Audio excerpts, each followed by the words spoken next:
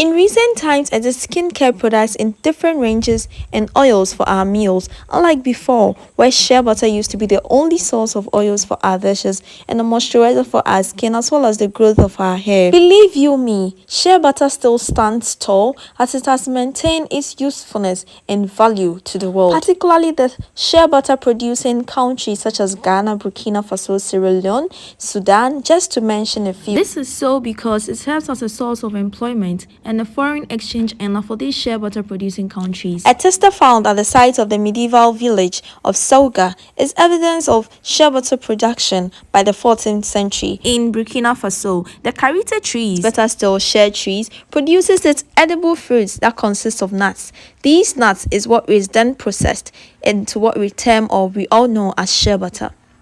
We all seem to not talk about the shea fruit itself. It is a sweet and delicious fruit. In my language, we proudly call it tama. Before anything, my name is Asma Iddrisu and this is Bumpy Journey with Asma. We are basically going to be exploring. In that regard, today I'm going to be taking you through how shea butter is made. The shea fruits, after being gathered, are usually eaten, and after it's eaten, the nuts from the shea fruit is then boiled in order to totally rub off the fruit from the nuts. After that is done, you get this fine like look of the nuts. Yes, it's so beautiful, but there's not the end of it all.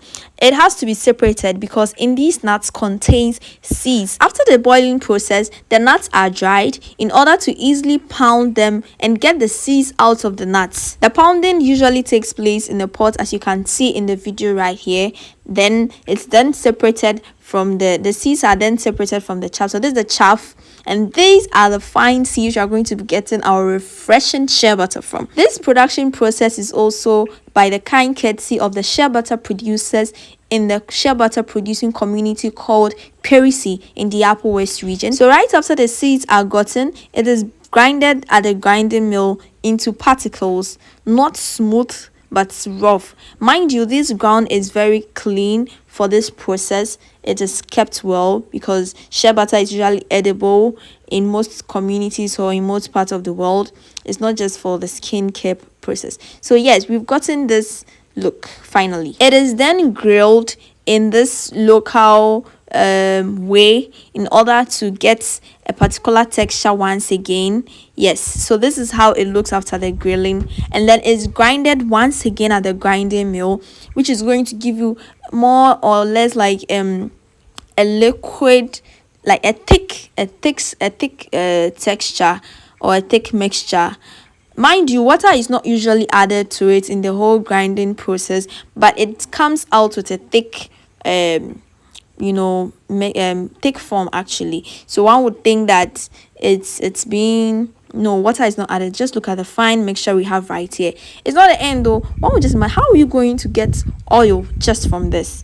Don't worry, stick and stay. Don't forget to like as you're watching. Okay, so we've gotten to the beating part of the whole process. The roasted grinded seed is what we have now. So it's mixed with water and beaten thoroughly. Is beaten like it has committed a sin, I'm telling you.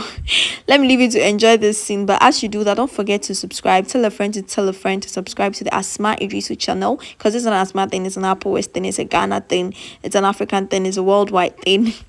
So once you will beat the mixture to a particular stage and it becomes foamy, whitish in a way, just like what we have here. Yes, when it gets to this stage, you know that it's almost ready, but we're not done yet too. Hey, yeah, not that it's not easy. African women, damn. So this final product, after being beaten, is boiled and stirred continuously on fire to get the shea butter. We are almost there. Take your time, don't worry. Nothing good truly comes easy, I tell you. So after this boiling process, you get this mixture, and guess what this mixture finally is our shea butter, ladies and gentlemen. It's very hot and it needs to settle so that you desilt it, because there are particles under as a result of the processes involved.